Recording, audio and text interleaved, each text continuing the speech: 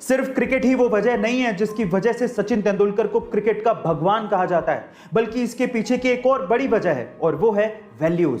इसे एक एग्जांपल से मैं आपको समझाने की कोशिश करता हूं। जब 1996 के वर्ल्ड कप में बहुत सारी टोबैको और सिगरेट कंपनीज क्रिकेटर्स को एंडोर्समेंट के लिए या फिर एडवर्टीजमेंट के लिए अप्रोच कर रही थी, तो बहुत से नामी क्रिकेटरों ने इन्हीं सिगरेट और टोबैको कंपनीज के स्टिकर लगा लगा के बैटिंग की थी और इन कंपनीज को एंडोर्स किया था। लेकिन सचिन तेंदुलकर ने ऐसा नहीं किया। उन्होंने बैट पर बिना स्टिकर लगाए क्रिकेट खेला, लेकिन इन कंपनीज को कभी भी प्रमोट नहीं किया। उन्होंने पब्लिकली हमेशा यह बोला कि मैं कभी भी टोबैको कंपनीज और शराब की कंपनियों को एंडोर्स नहीं करूंगा। इसे ही कहते हैं वैल्यू, और इसी वजह से सचिन तेंदुलकर को क्रिकेट का भगवान कहा जाता है। गाइस, आपको ये इंफॉर्मेशन कैसी लगी चैट सेक्शन में जरूर लिखिएगा, और ऐसे वीडियो के लिए यूट्यूब पे हमारे चैनल को सब्सक्राइब कर लीजिएगा, वीडियो को शेयर करिएगा और लाइक करना मत भूलिएगा। मिलते हैं वीडियो में। गाइस, ये तो आप जानते हैं कि रुपया इंडिया की करेंसी है, डॉलर यूएस की और युआन चीन की। लेकिन 2009 में एक ऐसी करेंसी आई जिस पे किसी भी देश का कोई हक नहीं था। वो एक वर्चुअल क्रिप्टो करेंसी थी जिसका नाम है बिटकॉइन। 2009 में बिटकॉइन नया नया था तो लोग उसे इकट्ठा करने में लग गए। ये बात है 22 मई 2010 की, जब फ्लोरिडा के एक बंदे ने 10,000 बिटकॉइन की पेमेंट करके 2 पिज्जा मंगवाए थे। और ये पहली बार ऐसा हो रहा था कि किसी ने वर्चुअल करेंसी की पेमेंट करके कोई चीज मंगवाई हो।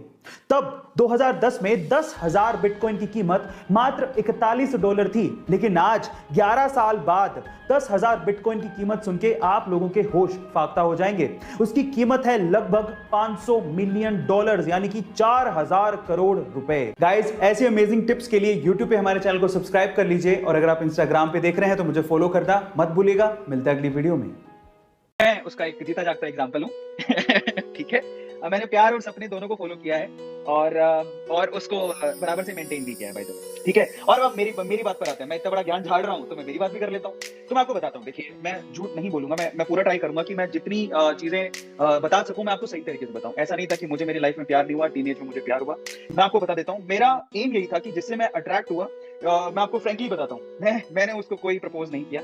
मैंने डायरेक्टली मुझे जिससे अटैचमेंट थी मुझे समझ में आया कि ये ना फ्यूचर में मुझे संभाल सकती है और ये मुझे संभालने लायक है। मैंने गर्लफ्रेंड और बॉयफ्रेंड बनाने का नहीं सोचा। मैं डायरेक्टली बोला कि I just want to marry with you, भविष्य में आपसे शादी करना चाहूंगा मुझे। लेकिन उस केस में क्या ना, मैं उस टाइम पे अपने एम के लिए भी क्लियर नहीं था। माय डैड सेज कि भैया अपना ख्याल आप खुद रखो भैया, हमारी कोई जिम्मेदारी नहीं है। मैंने सोचा यार ये मतलब इन सब चीजों को मैं कर भी क्या लूंगा, बॉयफ्रेंड जो अट्रैक्शन हो रहा है और ये सब चीजें हो रही है लाइफ में, अगर मैं कमाऊंगा ही नहीं, कोई मुझसे शादी करने के लिए अपनी लड़की क्यों देगा। प्यार करना बुरी बात नहीं है, मैंने भी किया है, तो मैं झगड़ों में फंसा नहीं। मैंने इसका एक्सपीरियंस लिया लाइफ।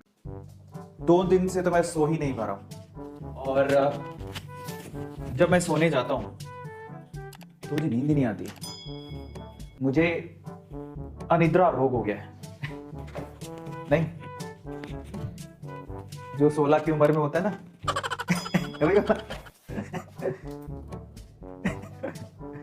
वैसे आप कहां 16 की उम्र की बात करते हो? कैसी बातें कर लेता हूं। नींद नहीं आती है, चैन नहीं आता है, दाढ़ी बढ़ती जा रही है, बाल बढ़ते जा रहे हैं। जब भी सोने जाता हूँ उसके ख्याल आते हैं। नींद नहीं आती है, चैन नहीं आता है। स्वीट 16 में जैसे हालत होती है ना, वैसी कुछ हालत हो रही है। पर स्वीट 16 में हालत तो लड़की की वजह से होती है, मेरे करियर की वजह से हो रही है। करियर माता खराब हो गया।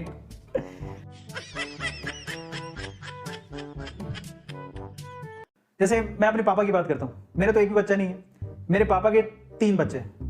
मेरे पापा के पापा उनके कितने बच्चे पता है? यानी मेरे दादा के गिनता हूं मैं ना, ओके, 1 बुआ, 2 बुआ, 3 बुआ, 4 बुआ, और 1 चाचा, 2 चाचा, 3 चाचा, 2 चाचा नलायक, 4 3 7 बच्चे। मेरे दादा के 7 बच्चे हैं। मेरे दादा के 7 बच्चे हैं, ठीक है, यानी मेरे 3 चाचा हैं, 3 ही चाचा हैं, 1 2 नहीं 7 8 बच्चे। ओ माय गॉड, मेरे दादा के 8 बच्चे, ठीक है। एक मिनट, मैं तो गिनने भी नहीं आ रहा। तो 3 तो मेरे चाचा ही होगा और 1 मेरे पापा, तो 4 तो होगा, और 4 मेरी बुआ है। 3 चाचा, 1 पापा, 4 बुआ, तो 8 बच्चे हो गए ना। पापा काउंट करना भूल गया। तो मेरे दादा के 8 बच्चे हैं, मेरे पापा के 3 बच्चे हैं, मेरे एक भी नहीं है। तो जनरेशन देखो, अब आप समझ रहे हो किस तरह से। ऐसा आपका भी होगा पक्का, पीछे जाओ। तो मेरे दादा के 8 बच्चे, ओ माय गॉड, मतलब कैसे। और मैं सच बता रहा हूँ, मेरे दादा को मेरी दादी फूटी आंख नहीं पाती थी। यार ये बोलना नहीं चाहिए, वो है नहीं दुनिया में, दादाजी नहीं है लेकिन दादी तो है।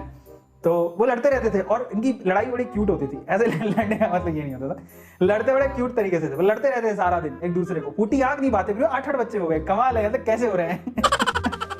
तो ये सर्च करने की बात है। बायो के सारे बच्चे सर्च करेंगे, how is this possible. Okay, promise करो, ऐसे हाथ आगे करो। ऐसे लो, मैं बाहुबली, अमरेंद्र बाहुबली, बायो का अपना सब्जेक्ट लेके ये प्रण लेता हूं या प्रण लेती हूं कि मैं इस बात पे सर्च करूंगी कि पुराने जमाने में लड़ाइयां कर करके 8-8 बच्चे कैसे पैदा हो जाते थे। नहीं,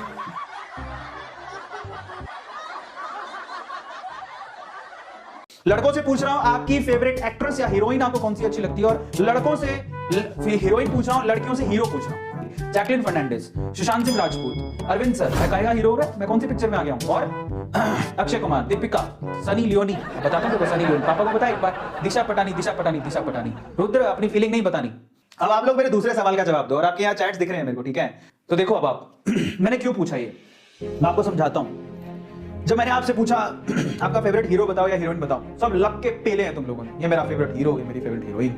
मेरा अगला सवाल ये है कि आप में से कितने लोगों ने जिस टॉपर को आप पसंद करते हो उसके टॉपर की टॉक देखी है, उसका इंटरव्यू देखा है, उसकी स्ट्रेटेजी पता है कि उसने एग्जाम कैसे क्रैक किया? Just write down in chat section, जिससे पता लगेगा कि आप लोग कितने पानी में हो। Just write down in chat section. मैं चाहता हूं आप लोग एक बार पार्टिसिपेट करो, क्योंकि बहुत इंपॉर्टेंट है, आपकी जिंदगी का सवाल है। मजाक से जरूर शुरू हुआ था ये सेशन, लेकिन मजाक नहीं है, ये आपकी जिंदगी का सवाल है। मैं चाहे आप लोगों को हंसाने के लिए कुछ भी बोल देता हूं, बट ओवरऑल हमारा मकसद सिर्फ एक ही है, आप लोगों का सिलेक्शन। और एक बात याद रखो, जो बच्चा अपनी नीट के एग्जाम को लेकर सीरियस होता है ना, उसको पता होता है कि नलिन खंडेलवाल ने टॉप किया था, कल्पना ने टॉप किया था, शोएब ने टॉप किया था, कंचन ने टॉप किया था, उसके पीछे का रीजन ये था, उसका मैंने पूरा इंटरव्यू देखा है, वो ये करता था, वो ये करती थी, वो इस तरह से काम करता था, इस तरह से स्मार्ट वर्क करता था, उसको पता था, उसको फॉलो करने की कोशिश करता है। अगर आप लोगों को कामयाब होना है तो आप लोग याद रखो, जो कामयाब हो चुके हैं उन्हें ध्यान से देखो कि उन्होंने क्या किया था। ये सिंपल तरीका होता है कामयाब होने का। बहुत बुरी हालत है, आज भी मुझे पुलिस ने पकड़ लिया था। मैं किसी काम से बाहर निकला था और मुझे पुलिस ने पकड़ लिया, हालांकि मैं बैंक के काम से बाहर निकला था। तो पकड़ के मुझे मेरी कार की चाबी ले ली और बोले कि किधर जा रहे हो। मैंने एक्चुअली ध्यान नहीं दिया, मुझे लगा इतनी ज्यादा क्राउड नहीं है। मैंने रेड लाइट जंप कर दी थी, मतलब जंप करने वाला था, उतने में उसने रोक दिया तो फिर मैं रुक गया। फिर उसने मुझे साइड में मेरे कार लगाने को बोला, मेरी गाड़ी की चाबी ले ली, बोला दिखता नहीं है। you can't say ऐसे बोले। And he said initially he said कि 10 दिन बाद आना कार लेने के लिए, 10 दिन बाद जाओ गो। मैंने कहा सर, वो कोई दूसरा एक लड़का था एंड ही सेड कि पुलिस वाले से साइड में जाके बात कर लो। तो मैं समझ पा रहा था कि साइड में जाके बात कर लूं का मतलब क्या है। सो बट फिर मैंने कुछ ऐसा इंडिकेशन दिया ही नहीं। मैंने कहा मेरे पास तो पैसे है ही नहीं, मतलब ऐसा कोई इंडिकेशन नहीं दिया। उन्होंने भी ऐसा परफेक्ट इंडिकेशन नहीं दिया था कि ऐसा कुछ करना पड़ेगा, बट मैंने भी इंडिकेशन दिया कि मैं तो खाली जेब है हमारी। फिर फाइनली दैट बॉय सेड कि लेट्स कैच अप आगे थोड़ा सा, I will make you free. और फाइनली कुछ सेटिंग की और फिर फ्री हुआ। वहां से आधा घंटा खराब किया, ऑलमोस्ट 30-40 मिनट मेरे खराब हो गए। फिर मैं जो काम था वो तो मैं कर ही नहीं पाया और फिर मैं सिग्नल घूमते हुए वापस घर आ गया। मैंने कहा इससे पहले कोई और पकड़े मैं खुद ही घर पे चला जाता हूँ। सो प्लीज आप बाहर मत निकलिए, बहुत बुरी हालत है। मैं तो यही कहूंगा, मेरा एक पर्सनल एक्सपीरियंस तो यही है।